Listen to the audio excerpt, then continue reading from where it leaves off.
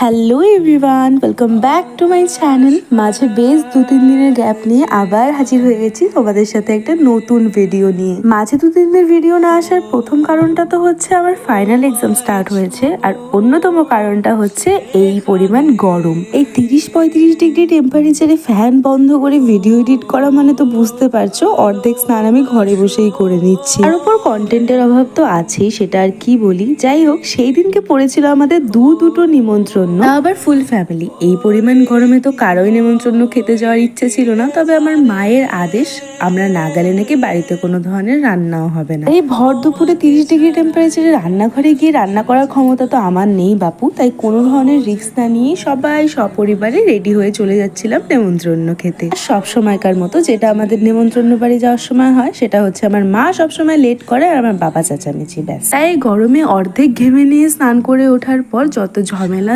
ঝঞ্ঝাট সবকিছু সমস্যার সমাধান করে সপরিবারে বেরিয়ে পড়লাম নিমন্ত্রণ খেতে যাওয়ার উদ্দেশ্যে। রাস্তায় কি পরিমাণ রোদ দেখতে পাচ্ছ, আমি চোখ মেলেও ঠিকঠাক করে তাকাতে পারছি না, তবে ভিডিও তো বানাতেই হবে। হ্যাঁ জানি তোমরা কেউ আমাকে বলোনি আমার ভিডিও দেখবে, তবে রিসেন্টলি তোমাদের থেকে এত ভালোবাসা পাচ্ছি, অটোমেটিকলি আমার যদি এনার্জি নাও থাকে এত ইচ্ছে করছে ভিডিও বানাতে, কি বলি। তবে একটা কথাই বলবো, এইভাবেই সবসময় ভালোবাসা দিয়ে যেও। যাই হোক, সবার প্রথমেই তো বললাম আজকে আমাদের দু জায়গায় নিমন্ত্রণ ছিল। এটা হচ্ছে আমাদের বাড়ির একদম পেছনে বা সামনে, আর এই বাড়িতে ছিল আজকে গৃহপ্রবেশ উপলক্ষে ব্রহ্মা পুজো। আর ওই দেখো, এই বাড়ির ব্যালকনি থেকে কিন্তু আমাদের বাড়ির ছাদটা খুব সুন্দর দেখা যাচ্ছে। মানে আমাদের বাড়িটা এমনই জায়গায় যে চারপাশ থেকে যে কোনো বাড়ির ছাদ থেকে আমাদের বাড়িটা খুব ইজিলি দেখা যায়।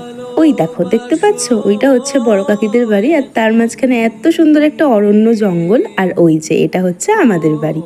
আর এই যে অরণ্য জঙ্গলটা দেখালাম, এই জায়গাটা ভীষণ ঢালু হওয়ার কারণে অল্প বৃষ্টিতেই বেশ জল জমে যায়, আর যাতায়াতের রাস্তাটাও একদম বন্ধ হয়ে যায়। দেখো দেখো দেখো, কথা বলতে বলতে কে চলে এসছে, আমাদের পিপি চলে এসছে, আর ওনার মাথার মধ্যে একটা টিক্কি গজিয়েছে। এটাকে যে আমি কত চেষ্টা করলাম নামানোর, কিছুতেই নামলো না। ম্যাডাম যখন এসছেন ওনার সাথে একটু খুনসুটি তো করতেই হবে, তাই না? তবে একটা ব্যাপারে এখন আমার খুব কষ্ট লাগে, সেটা হচ্ছে আমাদের রাধিকা রানী যখন ছোট ছিল তখন তো পিপিকে দেখলেই উনি আনন্দে আত্মহারা হয়ে যেত, তবে এখন না পিপিকে দেখলেও খুব একটা পাত্তা ফাত্তা দেয় না। যাই হোক, কি আর করা যাবে, বড় হচ্ছেন, একটু ভাব তো দেখাতেই হবে, যতই হোক সাহাবাড়ির মেয়ে বলে কথা।